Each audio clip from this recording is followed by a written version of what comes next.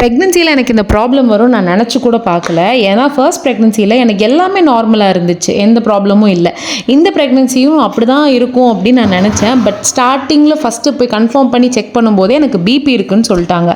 அப்புறம் பிபி வராமல் இருக்கிறதுக்காக எனக்கு வந்துட்டு டேப்லெட் சஜஸ்ட் பண்ணியிருந்தாங்க. அதோட நமக்கு எதெல்லாம் பிடிக்குமோ, அதாவது உப்பு, ஊறுகாய், அப்பளம், அந்த மாதிரி சால்ட் அதிகமாக இருக்க கண்டென்ட்ஸ் எல்லாமே வந்துட்டு சாப்பிடக்கூடாது, ஃபுல்லாக கட் பண்ணணும்னு சொல்லிட்டாங்க.